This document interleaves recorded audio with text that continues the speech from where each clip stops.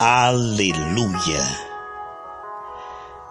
Durante 16 dias, meia hora por dia, estaremos estudando o Salmo 91 com a assistência do Espírito Santo, versículo a versículo.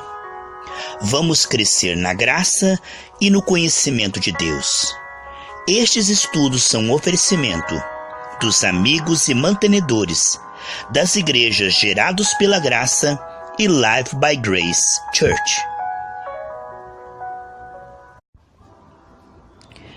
Salmo 91, versículo 11. Porque aos teus anjos dará ordem a teu respeito, para te guardarem em todos os teus caminhos. Vemos nestes versículos que o Senhor mostra uma promessa que vem de outra dimensão espiritual invisível, mas que nos dá a certeza da segurança. Essa é uma das dádivas mais preciosas de Deus. Ele coloca bem aqui no Salmo 91 de que nós podemos ter certeza de que Deus está observando com olhar de amor 24 horas e envia anjos para nos guardar e nos livrar daquilo que não podemos perceber no invisível. Foi esse versículo que Satanás usou para tentar Jesus no deserto, torcendo o versículo de maneira que falou para Jesus pular do pináculo do templo, que os anjos segurariam a sua queda.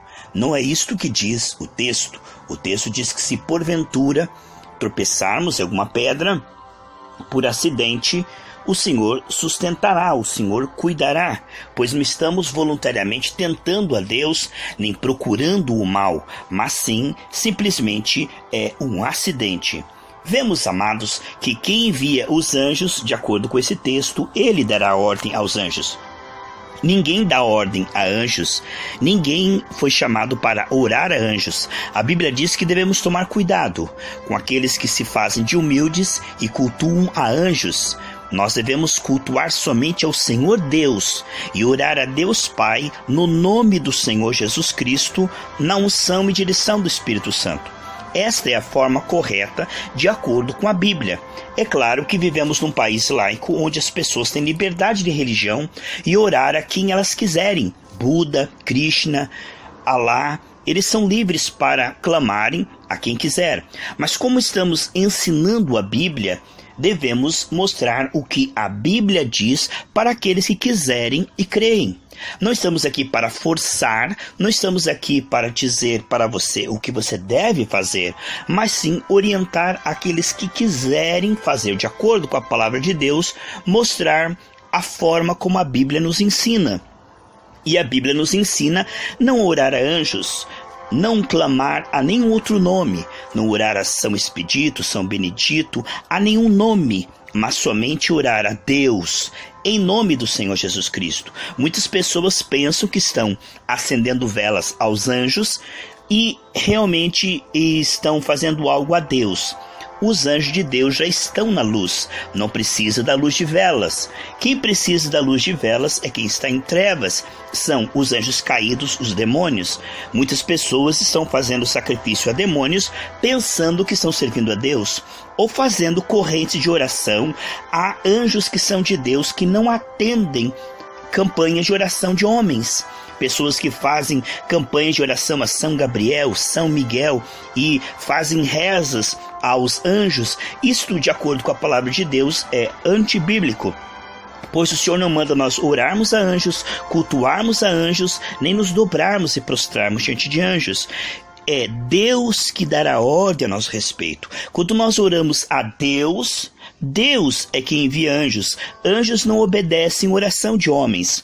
Já vi muitos pastores que ficam ordenando a anjos, falando com anjos. Anjo Miguel, faça isso. Olha, eu estou vendo o anjo Miguel fazendo aquilo, o anjo Gabriel. E fica falando com anjos, dando ordem a anjos. De acordo com a palavra de Deus, isto é antibíblico. Houve uma igreja nos Estados Unidos que caiu o líder Ele vivia orando a anjos, chamando a anjos, falando com anjos, e ele acabou caindo, pois isto é antibíblico e com certeza não eram os anjos do Senhor que trabalham para promover-se a si mesmo. Assim como o Espírito Santo trabalha para promover o nome do Senhor Jesus Cristo, o único nome dado debaixo dos céus ao qual nós podemos ser salvos. O único mediador entre nós e Deus é o Senhor Jesus Cristo. Portanto, o Espírito Santo promove o nome do Senhor Jesus Cristo, através do qual, o único, nós podemos ser salvos. Os anjos também não chamam atenção para si mesmo. Os anjos de Deus não promovem-se a si mesmo, mas eles trabalham em oculto, apenas para que o nome do Senhor Jesus Cristo seja promovido, não para promover o nome de anjos. Muitas aparições de anjos são espíritos que se transfiguram em anjos, mas na verdade são demônios. Só quem teme a Deus realmente e anda no esconderijo do Altíssimo é que recebe essa promessa, porque aos teus anjos dará ordem e respeito. Os anjos caídos, os demônios, eles se passam por qualquer outra coisa que não seja o Senhor Jesus Cristo. Se você colocar a tua fé numa pedra, se você colocar a tua fé num gesso, se você colocar a tua fé num anjo, qualquer nome que não seja o nome do Senhor Jesus Cristo, por trás deste ídolo está o demônio. Ele não aparece como demônio com chifre e tridente, mas ele certamente age em qualquer outro caminho que não seja o Senhor Jesus Cristo. Qualquer outro nome que você invocar, clamar, depender, você não está de acordo com a palavra de Deus, clamando ao Deus vivo, pois só podemos chegar ao Deus da Bíblia através do Senhor Jesus Cristo. João 14,6. Nós temos o maior carinho pela Maria, pois foi ela a mãe do Salvador, escolhida.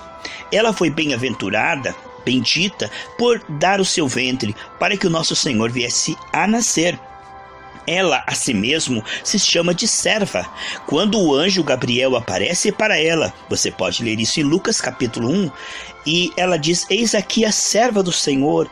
O Senhor olhou para a humildade da sua serva. Ela nunca, na Bíblia, é chamada de senhora. Ela não é senhora, ela é serva. Em Lucas capítulo 2, quando Jesus Cristo ainda não começou o milagre e Maria intercede, ela diz: façam tudo o que ele mandar. E podemos ver em Atos dos Apóstolos, lá no capítulo 2, podemos ver o capítulo 1, 2 e 3. Na descida do Espírito Santo, Maria estava lá orando, buscando o Espírito Santo. Então ela é uma pessoa amada, preciosa, temos maior carinho, amor, respeito por ela, porque é a mãe do Salvador. Com certeza é uma privilegiada, uma bendita, com certeza está no paraíso com o Senhor, mas não intercede por nós, não é mediadora, não é senhora, só há um Senhor, que é o Senhor Jesus Cristo. Quando você clamar de acordo com a palavra de Deus, não digo a todos, você é livre para clamar o que você quiser, o nome que você quiser, mas como eu estou ensinando a Bíblia, de acordo com a Bíblia, nunca diga Nossa Senhora, diga Nosso Senhor, porque o Senhor Jesus Cristo, que morreu na cruz, ressuscitou, está sentado diante de Deus Pai e é o único mediador entre Deus e os homens. Maria não é mediadora. Maria não intercede, não roga por nós. Maria não faz milagre. Ela não foi dado a ela essa autoridade. Só tem um que é Senhor. É o Senhor Jesus Cristo. E quando nós cremos e colocamos 100% da nossa fé, da nossa dependência e a nossa oração no Senhor Jesus Cristo, a Bíblia diz que nós seremos salvos e nós iremos morar no paraíso, porque através da fé no Senhor Jesus Cristo, os nossos pecados são perdoados, Deus nos dá o presente da salvação. Mas se a nossa fé estiver em Jesus, mais São Benedito, mais São Miguel, mais São Expedito, não seremos salvos, porque Jesus não divide a sua glória e você não pode ter 3 ou 4 advogados lá no céu, não. O único advogado diante de Deus é o Senhor Jesus Cristo. Se você colocar toda a sua fé no Senhor Jesus Cristo, você é salvo. Mas se você querer crer em Cristo mais alguma coisa, você perderá a salvação e irá para o tormento eterno. Isto de acordo com a palavra de Deus. Estou ensinando a Bíblia, não acusando, não condenando, não atacando a religião de ninguém. As pessoas são livres para cultuar a quem quiser, adorar a quem quiser e clamar a quem quiser. Nós não estamos aqui para ditar para as pessoas o que elas devem ou não fazer. As pessoas são livres, como falamos, estamos num país laico e cada religião crê de uma maneira. Nós devemos respeitar, por exemplo, o catolicismo, devemos respeitar a Umbanda, a Quimbanda, o Candomblé, devemos respeitar, seja qual for a religião das pessoas. Mas quando a pessoa vem a nós para um estudo bíblico, para aprender o que a Bíblia diz, temos que falar o que a Bíblia diz, para que aqueles que querem, façam. Aqueles que não querem, rejeitem, desprezem e continuem fazendo o que faziam antes, pois nós pregamos: todo aquele que crer e for batizado será salvo. Aquele que não crer, diz em Marcos 16, já está condenado. É muito importante compreender, então, que os anjos são uma promessa de Deus para aqueles que estão no esconderijo do Altíssimo e guarda em todos os seus caminhos, ou seja, é uma proteção integral. Esses guardas-costas espirituais que está aqui na palavra de Deus são espirituais, são snipers, né? Totalmente habilitados para interceptar os ataques das trevas, para nos livrar em todos os nossos caminhos. Vemos certamente que isto é uma promessa não para todos, mas para aqueles que habitam no esconderijo do Altíssimo. E nesses versículos o Senhor faz uma promessa que vem da outra dimensão, mas é algo para nossa segurança, é algo a mais. Além de Deus estar olhando para nós, Ele ainda envia anjos. Satanás tenta contra nós, mas nós sabemos que os anjos do Senhor são mais fortes. A Bíblia diz que Deus enviará um anjo lá em Apocalipse e prenderá Satanás no abismo por 1000 anos. Apenas um anjo. Sabemos que a Bíblia conta que a terça parte dos anjos caiu junto com Satanás, quando ele se rebelou no céu contra o Pai. A terça parte significa que de cada 3 anjos, 1 caiu. Para um que caiu, tem 2 que ficaram com o Senhor. Isso significa que o Senhor tem um exército muito maior do que os demônios, e o exército do Senhor é nutrido com graça para serem fortes para nos proteger. A palavra de Deus mostra muitas batalhas na Bíblia, que o Senhor enviou um anjo e ele lutou por Israel, e um anjo apenas feriu 300.000 homens. Então nós podemos ver o potencial. Jesus disse: olha, eu oraria agora se eu quisesse, e Deus enviaria 12 legiões de anjos. Isto é muito. Uma legião de anjos seria 6.000 anjos, agora 12 legiões, 72.000 anjos. Ele falou: se eu orasse agora, Deus enviaria 12 legiões de anjos para me livrar da cruz. Mas como ele teria que morrer por nós, não havia outro jeito, derramar o seu sangue pelos nossos pecados, porque se ele se livrasse, nós iríamos para o inferno. Então ele foi até o fim, morreu na cruz, não se livrou, para que nós pudéssemos ser salvos pelo seu sacrifício. Agora ele disse: eu oraria ao Pai e ele enviaria 12 legiões de anjos. Então Jesus não orou, mas eu e você podemos orar. E se orarmos, Deus enviará legiões de anjos para nos livrar e para cooperar com o nosso ministério. Enquanto nós clamamos ao Pai e não aos anjos, não devemos estar aí cultuando a anjos. Isto é proibido pela palavra de Deus. A maioria dos cristãos leem essa passagem com pouca ou nenhuma reflexão sobre a amplitude, a magnitude, a grandeza do que está sendo dito aqui. Somente quando formos para o céu entenderemos todas essas coisas que fomos poupados, livrados por causa da intervenção dos anjos em nosso favor. Tenho certeza que você já leu histórias sobre missionários cujas vidas foram poupadas, porque aqueles que iriam assassiná-los viram guardas-costas grandiosos, grandes guardas-costas, né? Protegendo-os, quando na verdade não havia ninguém no plano natural. O mesmo ocorreu aos militares que tiveram experiências similares no combate. Temos apenas que ver, olha só, um soldado iraquiano, quando está seguro de si e pronto para lançar sua granada em Humvee, em Zebulon Betke, em Bagdá, ele de repente parou no meio da ação, viu alguma coisa e gritou alto ao seu companheiro. Ambos se viraram e saíram correndo desesperados. Podemos lembrar-nos de situações em que escapamos de uma tragédia por um triz, e não havia explicação natural. É possível até hospedar anjos sem o saber, como diz o texto de Hebreus 13:2. Mas, infelizmente, creio que muitos cristãos têm a tendência em não fazer caso do ministério de anjos por inteiro. Eu creio que esse aspecto espiritual, ele faz parte de Atos dos Apóstolos da igreja primitiva e devia ser uma coisa comum e natural, visões de anjos, livramentos por anjos. Quantas vezes aconteceu com você? Comigo já aconteceu, muitas vezes, de você estar para atravessar a rua, de um lado da rua, e quando você se dá em si, você já está do outro lado da rua. Você não sabe como você fez isso, mas assim como o anjo transportou Felipe de uma cidade até outra, Azoto, podemos ver que o Senhor muitas vezes teletransporta, nos livra de assalto, nos livra de acidentes, e nós não percebemos porque isto é espiritual. Então o ministério de anjos está em toda a Bíblia, e podemos ver que eles são conservos nossos para nos ajudar, nós que herdamos a salvação, para servir aqui o reino dos céus.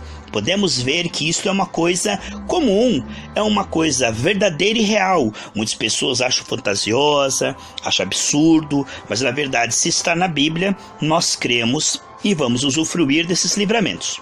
Muitos escritores famosos, inclusive C.S. Lewis, fazem alusão à Batalha de Mons, na Bélgica, onde muitos soldados britânicos declararam que viram o que chamaram de intervenção de anjos, os quais foram ao socorro deles contra os alemães em agosto de 1914.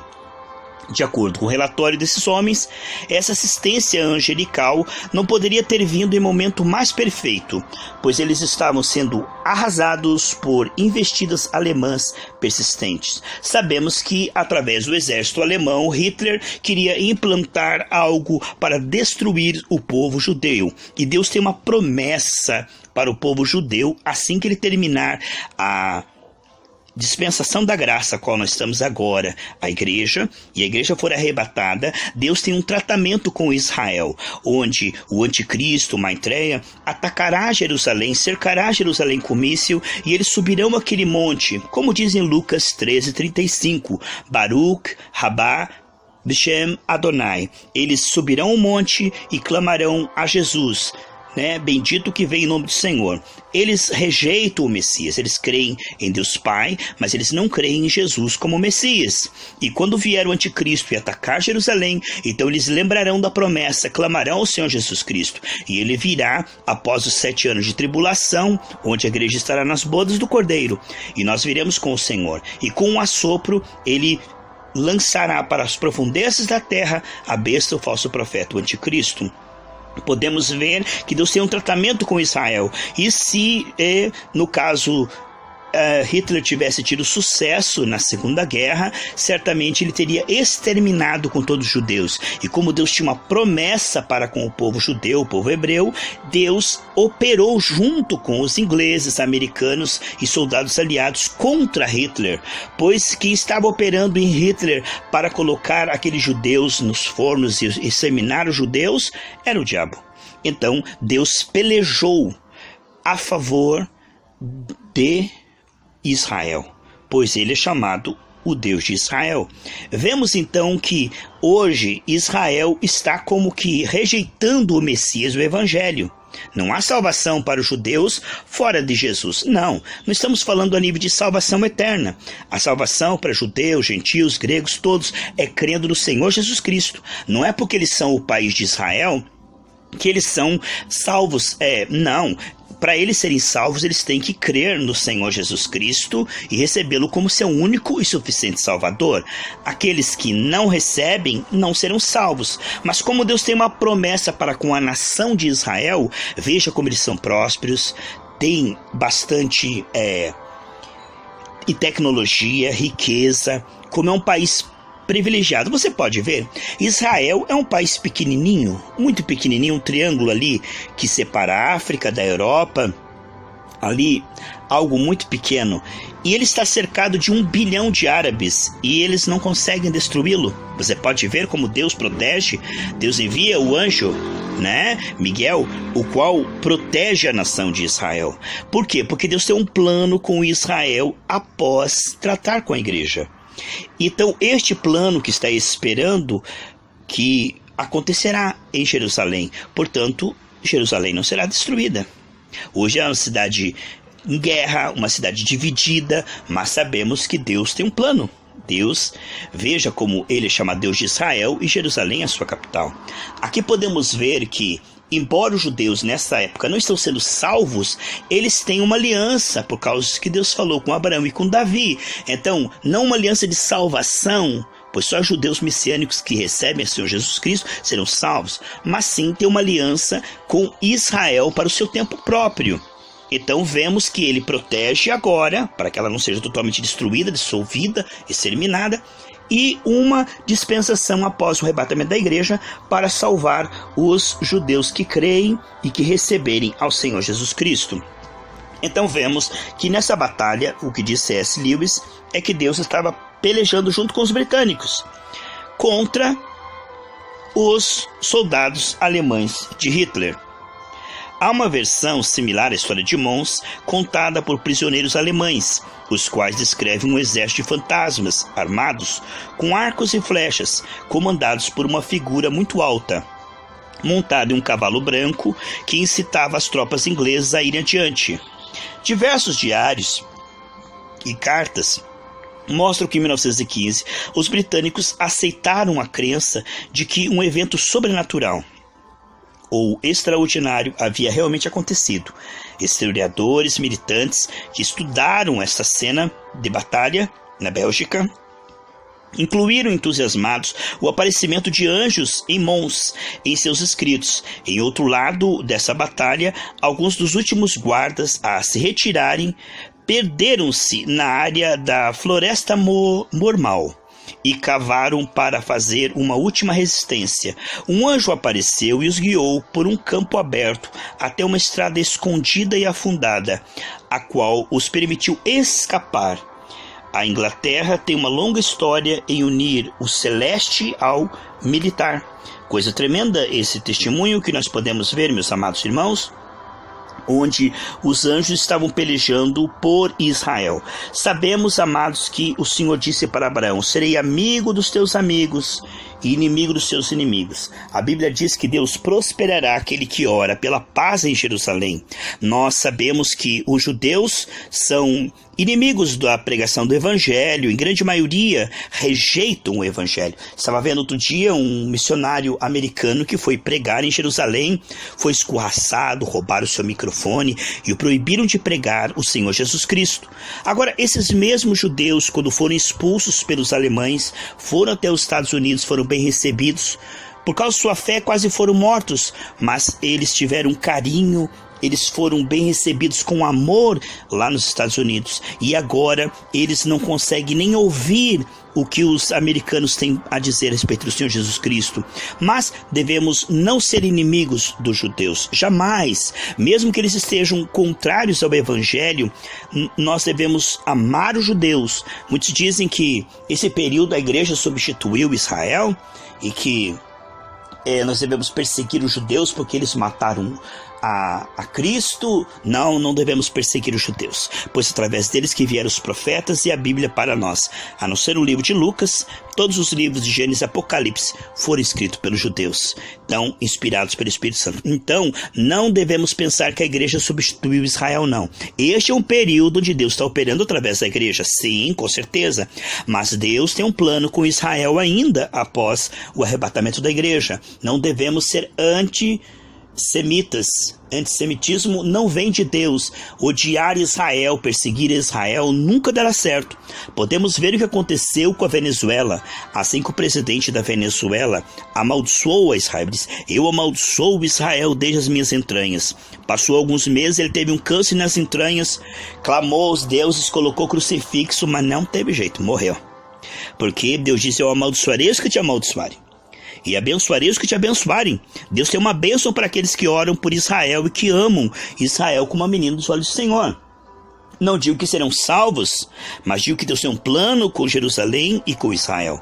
Vemos que enquanto o PT estava contra Israel, você veja que Dilma e Lula se aliaram com Mahmoud Ahmadinejad do Irã e com os árabes e eram contra Israel. Contra Israel. O que aconteceu com a economia do Brasil? Caiu. Desemprego, crise. Você viu? Foi só irem contra Israel que a prosperidade não veio. Assim que Bolsonaro disse que era a favor de Israel, que ia mudar Jerusalém como capital e mudar para lá a diplomacia brasileira, né? Colocar a embaixada do Brasil lá em Jerusalém. O que aconteceu?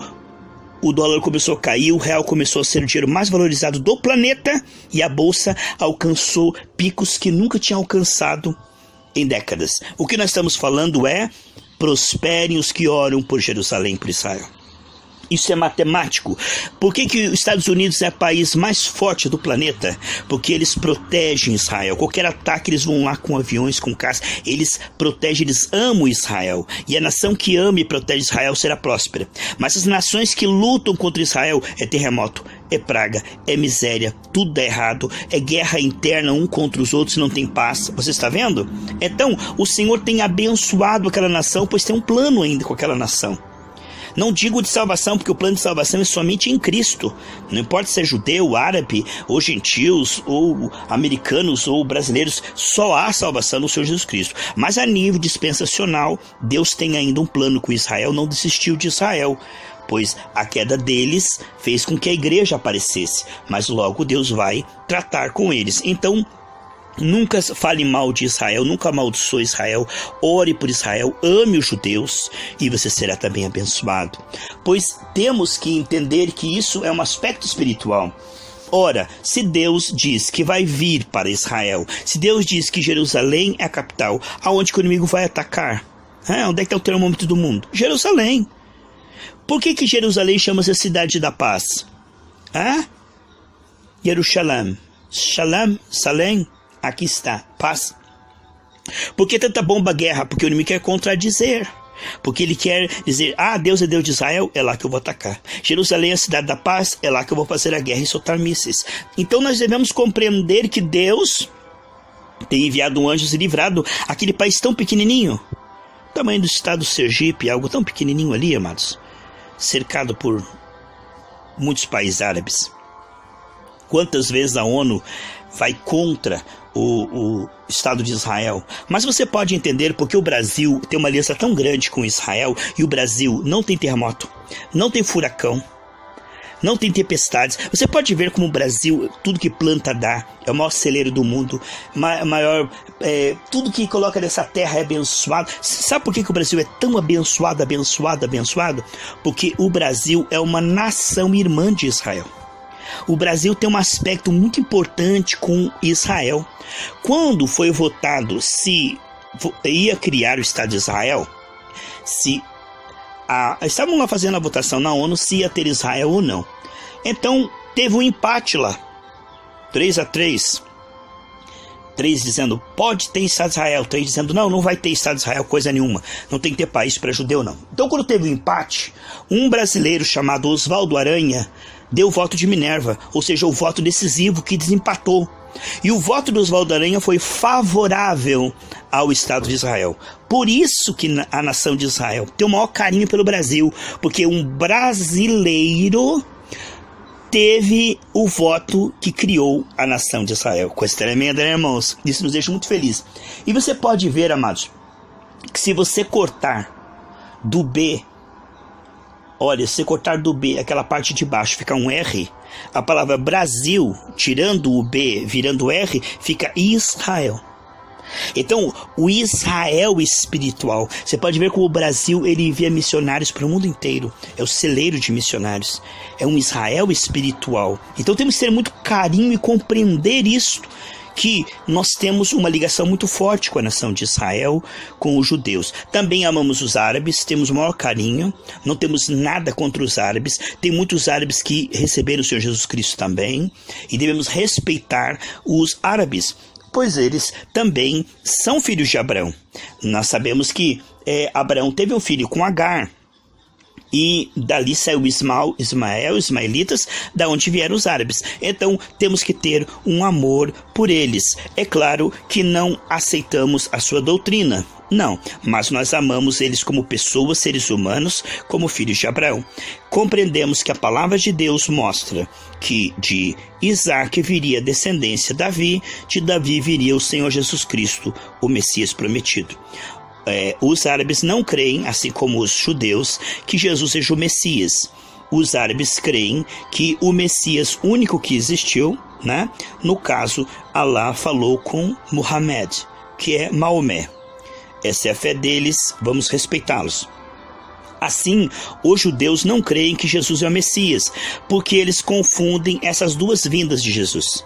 Jesus viria a primeira vez para morrer para os nossos pecados como um cordeiro, e depois viria como um grande guerreiro para julgar as nações. E eles não entendem essas duas vindas de Jesus. Eles dizem que Jesus é o Messias e Jesus veio para estabelecer paz em Jerusalém. Como é que em Jerusalém está essa guerra? Então ele não é o Messias, por isso que eles não creem. Mas eles não sabem que Jesus virá ainda conosco, com a igreja, para tratar da paz em Jerusalém. A primeira vez ele veio para resolver o problema espiritual, morrer pelos nossos pecados, e sim, ele é o Messias. Poucos judeus creem em Jesus como o Messias. Quando eles leem as Escrituras, o Antigo Testamento, eles começam a ver que realmente Jesus é o Messias. Mas isto nós precisamos estar orando, evangelizando com muito amor, não de forma fanática, não forçando a barra, mas sim em Cristo, no Espírito Santo.